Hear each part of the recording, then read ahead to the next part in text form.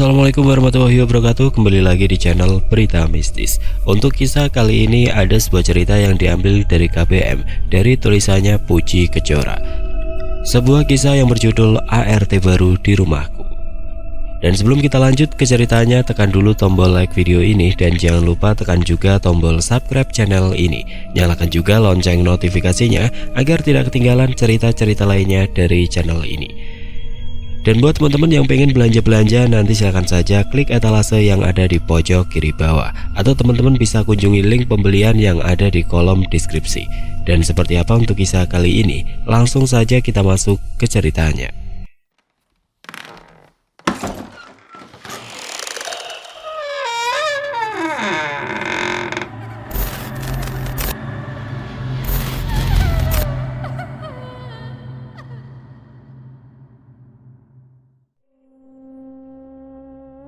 Malam semakin larut, rintik hujan yang semula ringan kini melebat, petir tidak berhenti menyambar sejak tadi. Udara yang semakin dingin membuatku menaikkan selimut. Mas Irwan suamiku sudah terlelap sejak tadi bersama dengan Intan putriku. Tok tok tok. Suara ketukan di pintu utama bersautan dengan suara derasnya hujan di luar sana. Sejenak aku melirik jam di dinding yang sudah menunjuk pukul 11. Siapa malam-malam seperti ini bertamu? Lagi, suara ketukan pintu terdengar. Aku mengguncang tubuh Mas Irwan pelan. Mas, itu ada yang ketuk pintu. Suamiku itu hanya menggeliat dan tetap terlelap. Mau tidak mau aku bangkit dari ranjang dan keluar. Hampir saja aku melompat saat berpapasan dengan ibu mertua yang juga keluar dari kamarnya. Melda, ngagetin ibu saja, ujarnya sembari mengelus dada. Melda juga kaget, Bu. Tok tok tok. Aku dan ibu mertua bersamaan menoleh ke arah pintu utama. Sejenak kami justru saling pandang. Siapa malam-malam begini bertamu? Mana hujan lagi? Gerutu ibu. Melda juga nggak tahu, Bu. Ibu mertua beranjak ke ruang tamu dan aku mengekori langkahnya. Dengan tubuh saling merapat, kami mengintip di jendela. Petir menyambar bersamaan dengan itu, listrik padam. Aku memeluk ibu mertua erat. Apa-apaan sih Melda? Ibu nggak bisa napas tahu. Takut, Bu. Kalau takut ngapain kamu ikut bukain pintu? Penasaran, Bu. Kamu ini. Kembali petir menyambar. Kami mengintip melalui selah tirai jendela sebelum benar-benar membukakan pintu. Sosok bayangan wanita tengah berdiri di teras. Siapa itu, Bu? Mana ibu tahu? Ibu bersiap membuka pintu. Sesaat sebelum pintu terbuka, listrik kembali menyala hingga ketika pintu benar-benar terbuka, wajah sesosok perempuan tengah berdiri di teras pun terlihat. Perempuan berwajah bulat dengan kulit kecoklatan itu tersenyum, menampilkan deretan giginya yang putih dan rapi, tingginya hampir sama dengan tinggi tubuhku. Rambutnya yang panjang dia kuncir asal hingga membuat beberapa rambut jatuh di wajahnya. Maaf, Anda siapa ya? Tanya ibu mertua. Saya Marni, asisten rumah tangga dari Yayasan Mentari. Ibu mengernyit lalu menatapku. Aku meringis. Beberapa hari lalu kami memang memesan seorang asisten rumah tangga melalui yayasan. Kamu yang pesan? Tanya ibu mertua dengan tatapan sinisnya. Iya, Bu. Sudah ACC Mas Irwan juga. Ibu mertua mendekatkan bibirnya di telingaku. Ngapain sih pakai sewa ART? Kan ada kamu yang biasanya menyelesaikan semua tugas rumah. Aku capek, Bu. Lagian mulai besok aku bakalan sibuk dengan pekerjaan baruku. Pekerjaan apa memangnya? Perempuan muda di depan kami itu tersenyum. Sepertinya dia mendengar obrolan berbisik kami. Walah, kenapa baru sekarang datangnya sih, Mbak? Aku tersenyum sembari melirik ibu sejenak. Ayo masuk. Aku membawa Marni masuk melewati ibu mertua yang nampaknya masih kesal. Mungkin dia kesal karena gak akan bisa bebas menyuruh-nyuruhku lagi layaknya pembantu. Aku membawa Marni ke kamar belakang dekat dengan dapur. Meskipun bukan rumah bertingkat, tapi rumah warisan ibuku ini cukup luas. Halaman depan dan belakang saja bisa untuk bermain bola saking luasnya. Nah Marni, ini kamar kamu. Aku membuka kamar berukuran sedang itu lebar-lebar. Marni melongo ke dalam kamar lalu tersenyum. Iya, Bu, terima kasih. Sekarang sudah malam, kamu bersih-bersih badan kamu, lalu istirahat. Besok pagi kamu bisa mulai kerja. Itu kamar mandinya. Aku menunjuk kamar mandi yang terlihat dari depan kamar Marni. Iya bu, saya tinggal dulu. Kalau butuh apa-apa itu kamar saya. Anak saya Intan dan suami saya Pak Irwan. Aku menunjuk ke kamarku. Nah, di seberang kamarku itu kamar ibu mertua saya, Bundari. Marni mengangguk mengerti. Setelahnya aku meninggalkan Marni ke kamarku sendiri. Masih sangat pagi ketika aku terbangun karena merasa ingin buang air kecil. Saat melewati kamar Marni yang sedikit terbuka, aku mengintip. Kosong. Mungkinkah Marni sudah bangun dan mulai bekerja? Didesak rasa kebelet yang amat sangat, akhirnya aku berlari ke kamar mandi. Setelah puas membuang hajat, aku segera keluar. Dan terkejutnya aku saat membalikan badan dan mendapati Marni berdiri tepat di depanku. Jarak kami bahkan hanya sejengkal saja. Marni, ngagetin saja kamu. Sentaku sembari mengelus dada. Maaf bu. Ya sudah, saya mau lewat. Marni menggeser sedikit tubuhnya. Lalu aku pun hendak kembali ke kamar. Akan tetapi aku kembali terkejut saat melewati kamar ART baru yang sedikit terbuka itu. Di sana, Marni sedang terlelap dengan posisi miring, memeluk guling ke arah pintu. Aku bisa melihat jelas wajahnya yang sedang terlelap itu. Kalau Marni sedang tidur di kamar, lalu siapa tadi yang kutemui di depan kamar mandi? Memikirkannya membuat pikiran buruk berkelebat. Jangan-jangan Marni ini hantu. Aku bergidik lalu masuk ke kamar. Cepat-cepat naik ke ranjang dan menutup seluruh tubuh dengan selimut. Esoknya aku mengamati Marni yang sedang memasak di dapur. Kakinya menapak ke lantai dan tubuhnya nyata, bisa dipegang. Masa iya Marni hantu? Atau ada hantu yang berpura-pura atau menyamar jadi Marni? Bu, aku terlonjak saat tangan Marni menyentuh lenganku. Ibu, nggak apa-apa? Enggak, saya nggak apa-apa. Aku lalu kembali ke kamar dan duduk di tepi ranjang. Sepertinya aku terlalu berlebihan. Nggak mungkin lah Marni ini hantu. Kamu kenapa sayang? Tanya Mas Irwan yang baru saja masuk ke kamar. Nggak apa-apa mas. Kenapa? Sepertinya ada yang kamu pikirkan. Aku nggak mungkin bilang sama Mas Irwan kalau melihat hantu. Aku yakin betul rumah ini bukan rumah berhantu karena sejak kecil aku tinggal di rumah ini. Nggak apa-apa mas, cuma agak pusing aja. Ya sudah, kamu istirahat saja. Kan udah ada Marni juga yang bantu-bantu kamu beresin rumah. Mas Irwan membelai rambutku. Iya mas. Mas Irwan bangkit dengan berpamitan untuk berangkat ke kantor, sekalian mengantar Intan ke sekolah. Sepeninggal Mas Irwan dan Intan, rumah terasa sepi. Ibu mertua sejak tadi nggak kelihatan, pasti sekarang dia sedang asik ngerumpi di mall sama teman-temannya. Tiba-tiba aku mendengar suara berisik dari belakang rumah. Suara berisik itu berasal dari seekor ayam yang sepertinya hendak ditangkap. Tapi bukannya aku nggak punya ayam. Aku segera ke belakang rumah, takutnya ada ayam nyasar dan memporak-porandakan tanaman sayuran yang sengaja aku tanam di belakang rumah. Saat setelah keluar dari pintu belakang, aku melihat sesosok perempuan tengah berjongkok di dekat pohon cabai. Aku melangkah mendekat. Jika dilihat dari postur tubuh dan pakaian yang dikenakannya, aku yakin betul itu Marni. Mar, kamu ngapain di situ? Perempuan yang sedang berjongkok itu seperti sedang memakan sesuatu. Mar, panggilku ragu-ragu. Entah mengapa aku merasa takut. Angin dingin yang berembus membuat bulu kuduku meremang. Kamu ngapain di situ, Marni? Perempuan itu menghentikan aktivitasnya lalu bangkit perlahan. Kemudian dia membuang sesuatu ke tanah. Penasaran aku pun mengintip. Seketika mataku membulat melihat sesuatu itu adalah ayam yang telah mati. Sosok perempuan itu berbalik dan terlihatlah wajah Marni yang sangat pucat dengan bibir berlumuran darah. Mulutku terkunci dan kakiku seolah terpaku di tanah. Bu, tiba-tiba ada yang menepuk bahuku. Aku menoleh. Marni? Aku kembali menatap ke arah sosok yang menyerupai Marni. Kosong. Ada apa bu? Kenapa ibu gemeteran? Ibu sakit? Enggak, saya enggak apa-apa. Perlahan aku mulai bisa menguasai diriku dan beranjak menuju ke kamar. Aneh, ini benar-benar aneh. Kenapa ada hantu yang wajahnya mirip Marni? Siapa sebenarnya dia? Kenapa dia menggangguku? Loh, ibu mau kemana?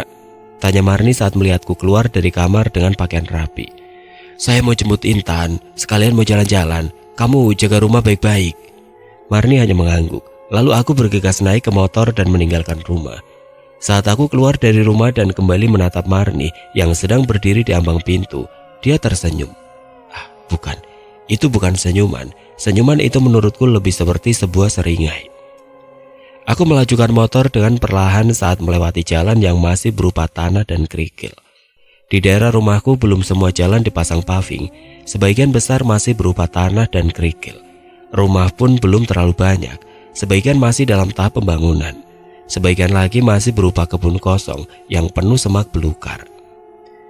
Dalam perjalanan menuju sekolah Intan, aku melihat seorang anak laki-laki yang asik memanjat pohon mangga di tanah lapang yang biasa digunakan anak-anak bermain saat sore hari.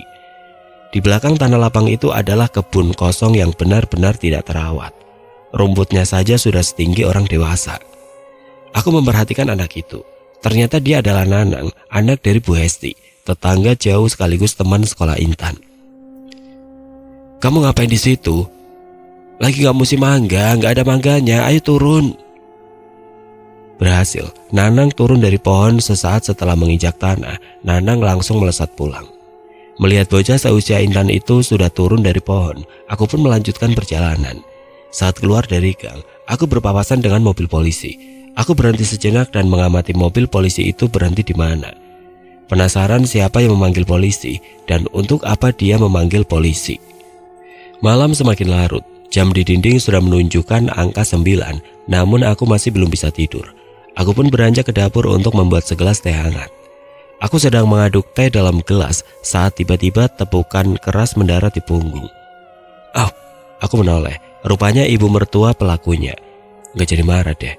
"Ada apa sih, Bu?" "Kamu dengar gak berita hari ini?" Dahiku berkerut. "Dengar, Bu, hari ini harga telur di pasar naik dari 28.000 menjadi 33.000. "Bukan itu." Ibu menepuk lagi punggungku. Sepertinya kalau dapat satu lagi tepukan, punggungku pasti bolong. "Terus apa, Bu?" "Yang Melda dengar di televisi ya beritanya itu. Serem deh, Bu. Mana Intan doyan banget sama telur." "Kamu ini yang dipikir telur aja, bukan itu beritanya." Ibu menarik kursi di meja makan lalu duduk. Aku ikut duduk di dekat ibu sembari meletakkan teh yang barusan kubuat. Namun belum juga teh itu aku minum, tiba-tiba ibu mertuaku meminumnya. Mana sampai habis pula. "Haus ya, Bu?" tanyaku saat ibu mertua meletakkan gelas teh ke meja. "Iya, kamu sih bikin teh cuma satu." Aku nyengir. "Beritanya apa, Bu? Sepertinya sangat menarik." "Beritanya, kamu tahu Nanang?" Aku mengangguk. "Tahu dong, Bu. Nanang anaknya Bu Hesti itu kan, yang satu kelas sama Intan." "Nah, si Nanang itu hilang." "Ah?" Aku menggebrak meja. "Hilang? Kapan?" Lagi-lagi tepukan keras mendarat di punggung. Rasa panas dan perih seketika menjalar, sepertinya punggungku benar-benar bolong. "Gak usah pakai ngegebrak meja, kenapa? Kaget tahu." "Maaf, Bu, aku juga kaget denger Nanang hilang. Sejak kapan? Soalnya siang tadi saat mau jemput Intan, Melda lihat Nanang di lapangan." "Yang benar?" Mata ibu mertua melotot sampai mau keluar. "Ya bener lah, Bu. Dia lagi manjat pohon mangga. Melda teriakin deh. Itu, Melda suruh turun. Waktu turun, langsung lari." "Terus larinya kemana?" "Nggak tahu, nggak ngeliatin." Aku menggedikan bahu. "Emang Nanang hilang sejak kapan?" "Dari kemarin malam. Padahal kata Bu Hesti, malam itu Nanang tidur di kamar. Paginya pas mau dibangunin, udah nggak ada. Bu Hesti kira si Nanang itu main, tapi dicari di mana-mana nggak ketemu." Terus? "Ya karena nggak ketemu-ketemu, Bu Hesti lapor polisi." Ih, serem. Mendadak aku ingat Intan yang sedang tidur di kamar. Aku bergegas meninggalkan ibu mertua menuju kamar. Rasanya lega sekali saat melihat Intan masih terlelap di ranjang. Sinar mentari pagi terasa hangat saat menengahi pipi. Kicauan burung pun terdengar sangat merdu. Aku segera bangkit lalu ke kamar mandi untuk membersihkan diri, sekalian memasak untuk sarapan. Mumpung Intan dan Mas Irwan masih tidur. "Bu, bahan makanan di kulkas sudah menipis." Marni melapor padaku yang baru saja masuk ke dapur. "Oh iya, kalau begitu nanti kita belanja di pasar setelah semua berangkat." "Baik, Bu." Marni berlalu ke halaman belakang. Mungkin dia mau mencuci baju. Aku berjalan ke kamar mandi. Pintunya tertutup tanpa ada seseorang di dalam sana. Marni di teras belakang. Suami dan anakku masih terlelap. Pasti yang di dalam adalah ibu dari suamiku yang ternyata nenek dari anakku. "Siapa di dalam? Gantian dong," ujarku dengan nada sedikit tinggi seraya menggebrak pintu. Pasti ibu mertua kaget. "Sebentar Bu," Marni menjawab dari balik pintu kamar mandi. Dek, Marni. Bukannya tadi Marni baru saja keluar. Refleks aku menoleh ke arah pintu belakang. Terlihat dari jendela sosok Marni berdiri di dekat mesin cuci. Lalu, siapa yang di dalam kamar mandi? Ceklek. Pintu kamar mandi mulai terbuka sedikit demi sedikit. Jantungku berpacu semakin cepat. Mata ini seolah tidak ingin lepas dari pintu kamar mandi. Penasaran, siapa yang ada di dalam? Semakin lebar pintu kamar mandi terbuka, kakiku semakin mundur hingga pinggangku menabrak meja makan. Sosok perempuan yang sudah menjadi ART di rumahku selama 2 hari itu keluar dengan rambut basah. "Marni, ibu kenapa kok kaget gitu?" Tanyanya sembari mengeringkan rambutnya dengan handuk. Aku berkali-kali menunjuk Marni yang di depanku dan Marni yang di halaman belakang. Mereka sama persis, rambutnya, bentuk badannya, suaranya. Perlahan sosok yang di halaman pun menoleh ke arahku. Kini kedua Marni itu menatapku sembari tersenyum. Aneh, ini aneh. Kenapa Marni ada 2? Mendadak kepalaku pusing, bumi seolah bergoyang, sehingga aku sempoyongan sesaat. Pandanganku semakin buram, lalu hanya gelap yang aku lihat. Aku terbangun di tempat yang sangat gelap, sangat gelap. Tidak ada sedikit pun cahaya. "Mas Irwan, Mas!" Hening, tidak ada sautan dari pria yang sudah menjadi suamiku itu. Mungkinkah Mas Irwan tidak mendengarku? Mas Irwan!" Teriakku lebih keras, tetapi suaraku justru memantul. Tiba-tiba saja terdengar geraman suara yang berat dan menakutkan. "Siapa itu?" Suara geraman itu muncul lagi. Kali ini diiringi dengan kemunculan sosok hitam yang tingginya melebihi tinggi tubuhku. Perlahan sosok itu mendekat dan terlihat sosok hitam, besar, dan berbulu lebat. Suara geraman itu terdengar lagi. Aku semakin mundur saat sosok itu terus maju. Sosok itu mengulurkan kedua tangannya yang dihiasi kuku hitam ke leherku. "Tidak, jangan!"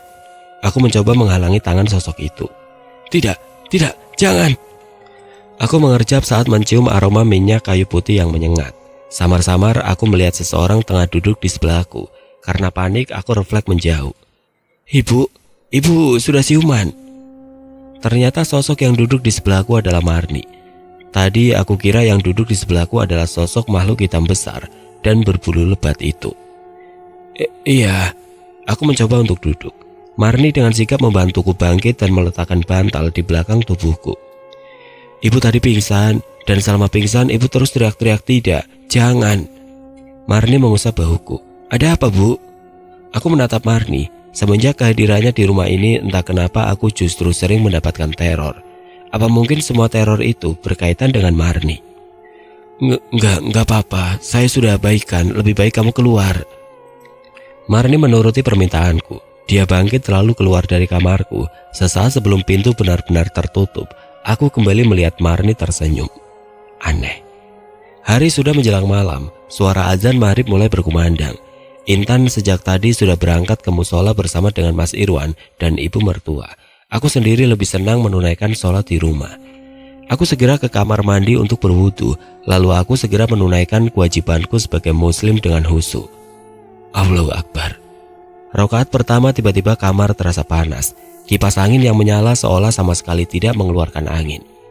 Selama sholat terdengar suara kerikil yang dilempar ke genteng. Aku masih mencoba untuk khusyuk. Allahu Akbar. Saat duduk di antara 2 sujud, aku merasa punggungku panas, seolah-olah ada seseorang yang sedang berdiri di sana. Aku masih terus mencoba untuk khusyuk, pasti hanya perasaanku saja.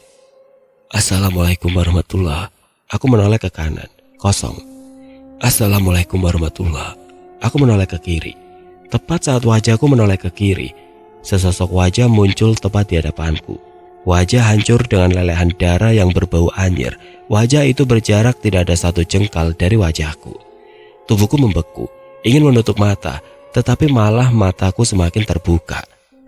Ingin segera bangkit dan berlari keluar, tetapi aku seolah tidak memiliki tenaga. Sosok wajah itu menyeringai. Beberapa belatung jatuh bersamaan dengan darah yang keluar dari mulutnya. Dia menelengkan kepalanya ke kiri dan ke kanan diiringi suara gemertak tulang yang patah. Sosok itu terus menatapku seraya mendekatkan wajahnya. Aku hanya bisa pasrah dan menutup mata serapat mungkin. "Ibu," tepukan di pundak membuatku terlonjak. Namun aku lega saat melihat Intan berdiri di sampingku. "Ibu kenapa?" Ibu nggak apa-apa sayang." Aku kembali menatap ke arah sosok menyeramkan tadi. Kosong, sosok itu sudah menghilang. Intan lalu berlari keluar dari kamar menuju dapur. Aku segera melepas mukena dan mengikutinya karena sekalian ingin menyiapkan makan malam. Baru saja keluar dari kamar, Mas Irwan, ibu mertua, dan Intan masuk ke dalam rumah dengan senyum mengembang.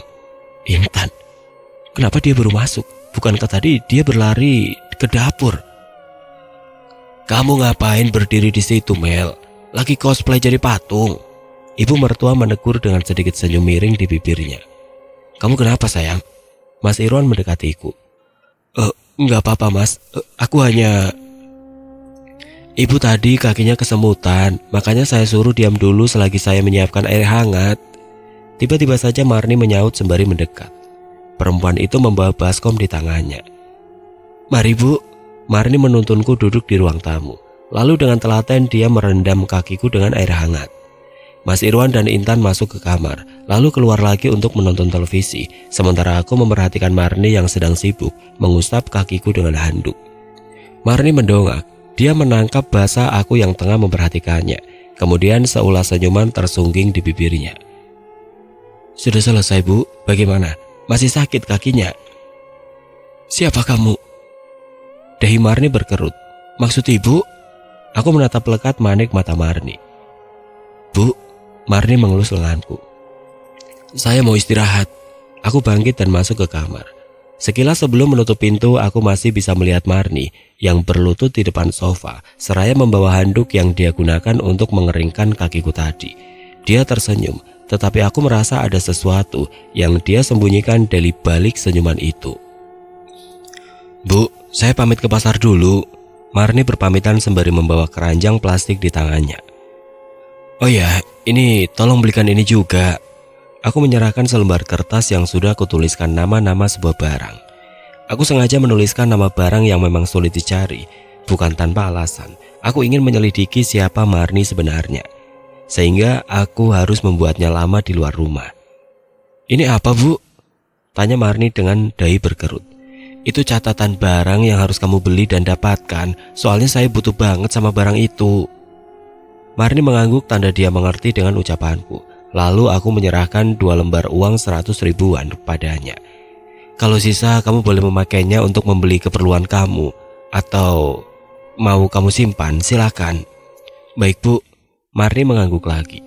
Kemudian perempuan berwajah manis itu keluar dari rumah. Aku terus mengamati Marni sampai dia tidak terlihat lagi di depan jalan.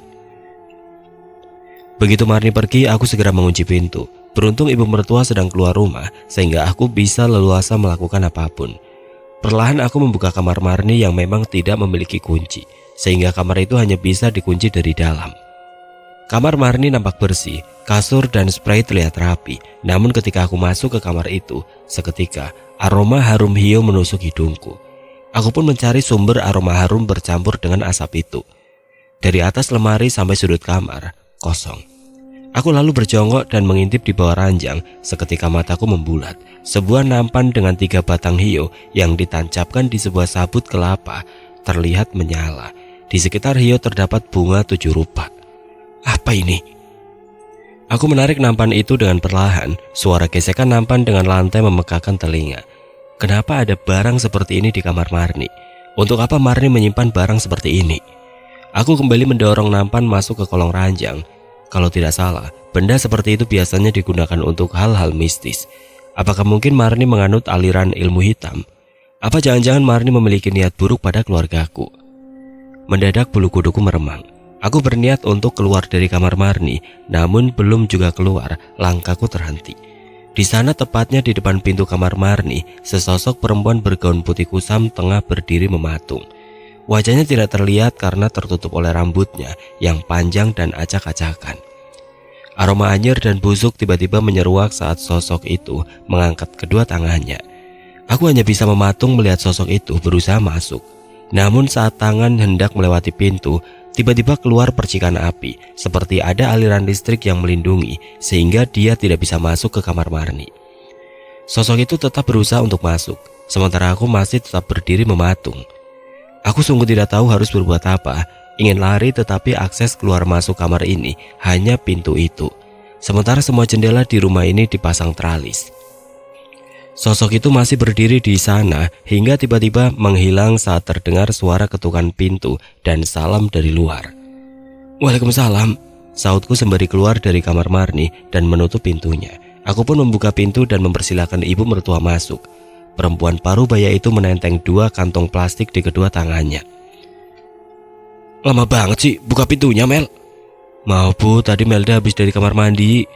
Aku terpaksa bohong. "Nih, kamu taruh ini di kulkas." Ibu menyerahkan salah satu kantong plastik padaku. "Apa ini, Bu?" "Itu kue pemberian Bu Hana. Taruh saja dulu di kulkas. Nanti kalau Intan sama Irwan pulang, kita makan kuenya sama-sama." Aku mengangguk mengerti dan melakukan apa yang diminta ibu mertua. "Oh ya, kamu udah dengar berita hari ini nggak?" tanya ibu mertua sembari mengeluarkan barang-barang dari kantong plastik satunya lagi. "Enggak bu, emang apa?" Aku mendekati ibu mertua.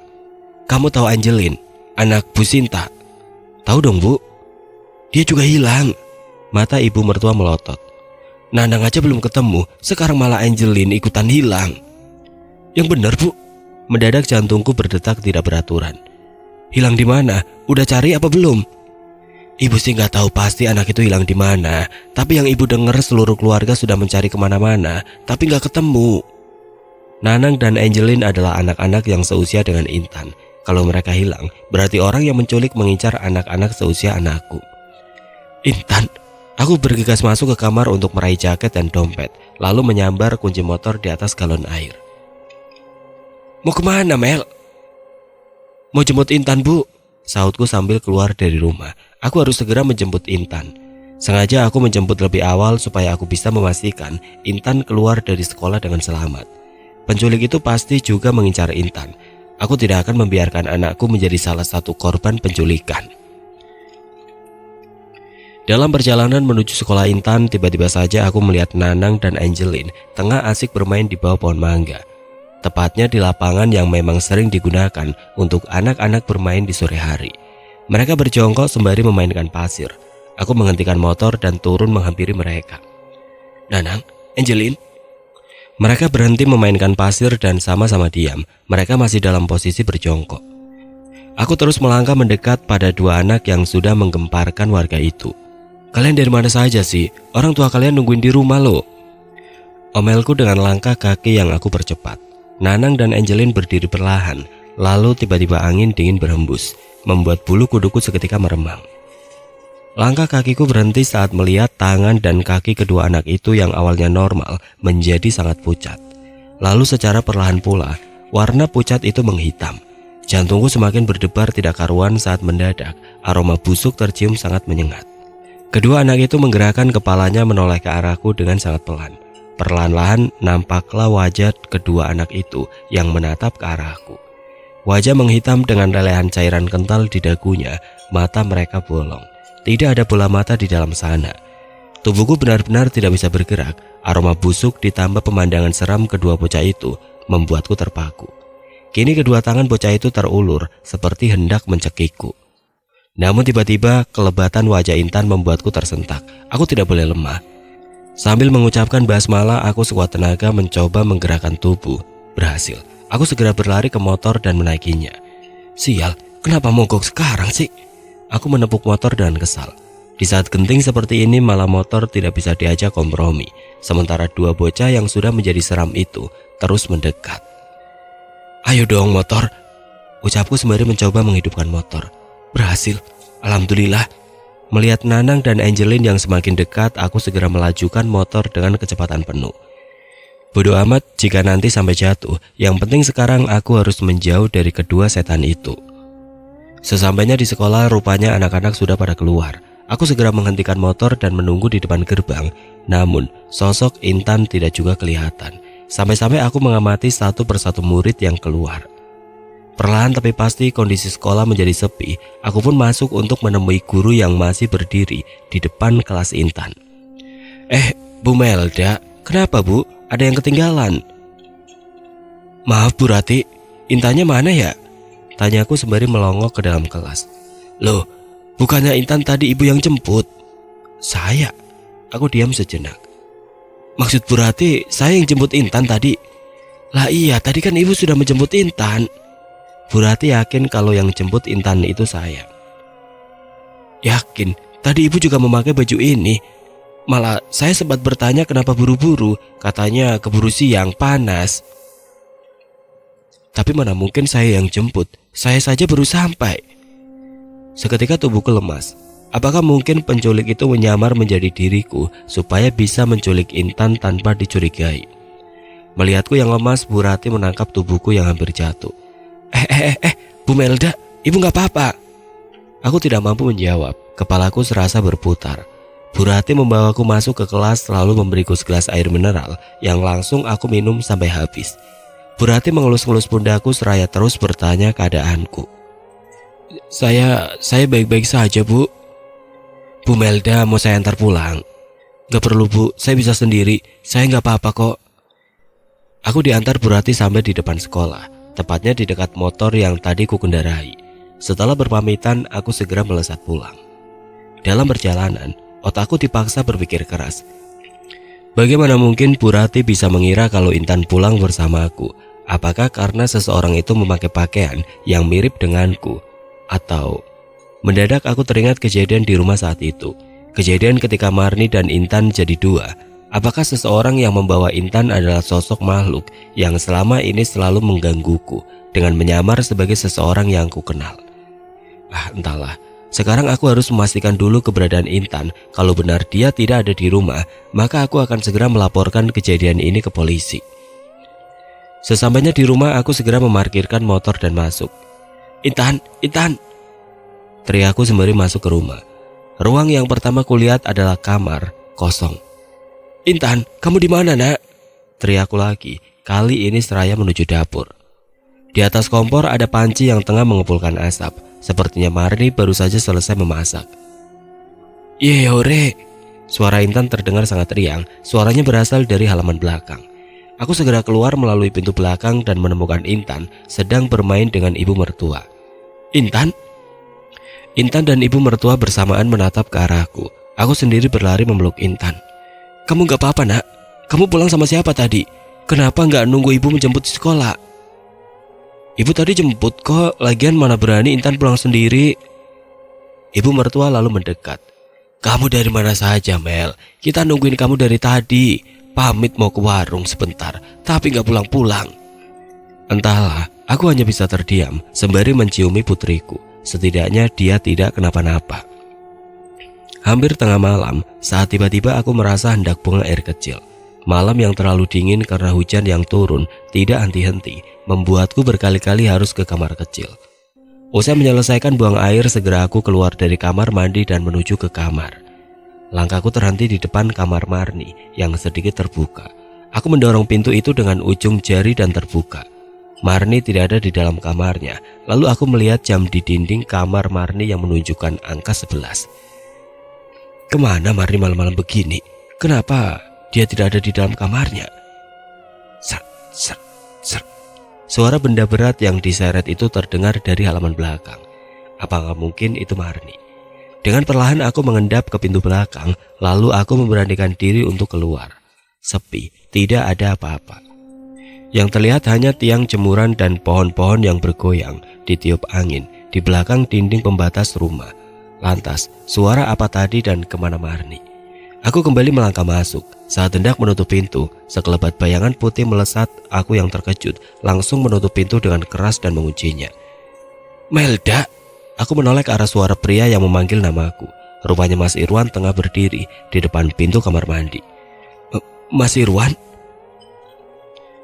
Kamu ngapain banting pintu seperti itu, Mel? Nanti kalau ibu sama Intan bangun gimana? Mas Irwan beranjak dari tempatnya lalu duduk di meja makan sembari menuang air dalam gelas. Maaf Mas, tadi ada apa yang harus aku katakan? Masa iya aku harus bilang kalau tadi aku lihat setan? Ada apa? Tanyanya lagi setelah menghabiskan air minum di gelasnya. Ada kecoa. Kecoa? Dahi Mas Irwan mengernyit. Tumben kamu takut kecoa. Biasanya kalau lihat hewan yang satu itu kamu langsung ngejar sambil bawa sapu lidi. Mas Irwan tertawa. Aku nyengir, lupa kalau aku sama sekali nggak takut kecoa. Ya sudah, ayo tidur lagi, ini masih malam. Mas Irwan merangkul dan membawaku masuk ke kamar. Semalam kamu kemana, Mar? Tanyaku pada Marni yang sedang mengaduk-ngaduk sayur di atas kompor. Saya nggak kemana-mana, Bu. Dia menoleh ke arahku. Ada apa ya, Bu? Yakin, soalnya saya lihat semalam sekitar jam 12, kamar kamu kosong. Aku membalik tempe yang sedang digoreng di sebelah sayur yang diaduk Marni. Marni sejenak terdiam, lalu beberapa detik kemudian dia kembali mengaduk sayur. Oh, saya buang sampah, Bu. Giliran aku yang menoleh ke arahnya, pandangan kami beradu. Marni tersenyum lalu kembali menghadap ke panci yang tengah mengepulkan asap. Buang sampah? Malam-malam? Iya, Bu, sore kemarin saya lupa membuang sampah keluar. Kalau nggak buru-buru dibuang, saya takut nanti bisa mengundang kecoa. Aku mengangguk membenarkan apa yang dia katakan. Aku kembali fokus memasak sarapan dan menyiapkannya di meja makan. Biar saya saja, Bu. Marni merebut mangkok sayur yang hendak kubawa ke meja makan. Dengan gaya manis, perempuan itu meletakkan sayur di meja persis di depan Mas Irwan yang baru saja duduk. Pandangan mereka beradu dan Marni tersenyum. Mas Irwan membalas senyuman Marni lalu celingak-celinguk. Ibu saya kemana? Kok belum kelihatan? Aku memandang kursi kosong yang biasa ibu tempati saat makan. Tumben ibu mertuaku itu belum duduk cantik di singgasananya. Kurang tahu, Pak, mungkin masih tidur. Mas Irwan hanya mengangguk lalu Intan keluar dari kamar dan memeluk papanya. Saat itulah tiba-tiba Marni mengusap kepala Intan, membuat aku dan Mas Irwan sama-sama memandangnya. Tatapan Mas Irwan dan Marni kembali beradu. Aku segera mendekat ke arah mereka. Jangan sampai pandangan mereka terus terjadi hingga menimbulkan getaran cinta. Mendadak bayangan sinetron ikan terbang berkelebat di kepala. Jika dibandingkan dengan film horor, maka film ikan terbang justru lebih horor. Dan aku sangat takut jika itu terjadi kepada rumah tanggaku. Ah, tidak. Itu tidak boleh terjadi. Aku berdeham sembari duduk di sebelah Mas Irwan. Marni dengan terkejut menundukkan pandangannya. Saya pamit ke dapur dulu, Pak, Bu. Ya, memang kamu kan seharusnya di dapur. Mas Irwan seketika menoleh ke arahku sembari melotot. Melda, lo emang bener kan, Mas? Marni itu kita pekerjakan untuk jadi ART di sini. Ujarku sembari menyendokkan nasi ke piring Mas Irwan. Iya, tapi nggak gitu juga, Melda. Kalau dia tersinggung gimana? Aku segera menghentikan aktivitasku dan meletakkan piring dengan sedikit keras. Jadi kamu lebih mentingin perasaan Marni daripada perasaanku gitu? Kok kamu jadi mikirnya gitu sih, Mel? Ah, sudahlah, Mas. Aku jadi gak nafsu buat sarapan. Aku bangkit dari kursi dan beranjak ke kamar. Saat itu kembali pandanganku dengan Marni bertemu dan dia dengan santainya tersenyum, seolah-olah tidak terjadi apa-apa. Mel, ibu mertua menyenggol lenganku yang tengah asik mencomot keripik singkong. Melda, ibu kembali menyenggol lenganku. Ada apa sih, Bu? Sinetronnya lagi bagus itu, Kamu ini. Tiba-tiba televisi mati. Aku menoleh ke arah ibu dari suamiku. Ada apa, Bu? Aku kembali menyalakan televisi. Kamu tahu Wildan? Dahiku berkerut. Wildan siapa, Bu? Anaknya Pak Indra yang tinggal di gang sebelah. Oh, aku mengangguk-angguk, sekedar tahu, tapi kurang kenal dan kurang akrab. Tahu sih, kenapa emangnya, Bu? Ibu mertua celingak-celinguk lalu mendekatkan bibirnya di telingaku. Dia hilang. Hampir saja aku keselak keripik singkong saat ibu mengeraskan suaranya. Ibu? Aku menggosok telinga yang serasa nguing gara-gara suara ibu yang menggelegar. Maaf, ibu terbawa emosi. Perempuan parubaya itu menyandarkan tubuhnya ke sofa. Heran deh, akhir-akhir ini kenapa jadi banyak anak yang hilang ya? Aku ikut menyandarkan tubuh ke sofa. Benar apa kata ibu. Akhir-akhir ini menjadi banyak anak hilang dan dalam 2 minggu sudah 3 anak menghilang. Aneh bukan? Dan semua anak itu hilang sejak Marni tinggal di sini. Bu, ibu merasa ada yang aneh gak sih? Aneh gimana, Mel? Ibu mertuaku menatap serius. Apakah aku harus mengatakan asumsiku? Ibu sadar gak? Anak-anak itu menghilang semenjak kedatangan Marni. Ibu mengangguk-angguk. Benar juga sih. Apa jangan-jangan yang nyulik anak-anak itu Marni? Hus, ibu mengibaskan tangannya di depan wajahku. Jangan asal nuduh kalau nggak ada buktinya. Ya juga sih, aku mengangguk setuju. Emang kamu ambil Marni dari yayasan mana sih? Tanya ibu mertua sembari menyompot keripik singkong. Yayasan Mentari, Bu. Awal Marni datang, dia kan memperkenalkan diri sebagai ART yang dikirim dari yayasan itu. Kamu udah cek KTP-nya? Dia asalnya dari mana? Usianya berapa? Udah nikah apa belum? Atau malah dia janda? Belum, Bu, lupa. Kamu ini. Ibu menepuk lenganku keras. Teledor amat. Iya, Bu, maaf. Abis ini aku akan tanya identitasnya, Bu. Bagus. Ibu menunjukkan jempolnya. Kebetulan sekali Marni lewat di depan kami sembari membawa sapu. Pasti dia baru saja selesai menyapu. Aku segera mengikuti langkah Marni ke belakang. Marni. Perempuan itu menoleh. Iya, Bu, jawabnya sembari meletakkan sapu pada tempatnya. Maaf, saya mau lihat kartu identitas kamu. Kartu identitas saya, Bu? Iya, harusnya sih saya lihat identitas kamu saat awal bekerja di sini, tapi lupa, jadi sekarang saya mau lihat. Baik, Bu. Marni berjalan menuju kamarnya. Dia sedikit membungkukkan badan saat lewat di depanku. Tidak berselang lama Marni keluar lagi, membawa kartu identitasnya dan menyerahkannya padaku. Namanya Marni, lahir di Pati tanggal 25 Mei tahun 1988, beragama Islam dan sudah menikah. Kamu sudah menikah? Bener, Bu. Dia mengangguk. Sudah punya anak? Dia menggeleng pelan. Mendadak pandangannya jadi sayu. Ada kesedihan di balik sorot matanya. Ya sudah. Ini kartu identitas kamu. Aku menyerahkan kembali kartu itu pada Marni. Lalu aku kembali ke sebelah ibu mertua yang sudah menangis sesegukan karena terbawa suasana saat menonton sinetron.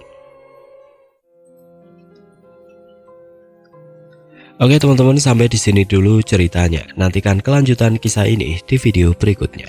Agar tidak ketinggalan, klik tombol subscribe channel ini dan nyalakan lonceng notifikasinya. Wassalamualaikum warahmatullahi wabarakatuh.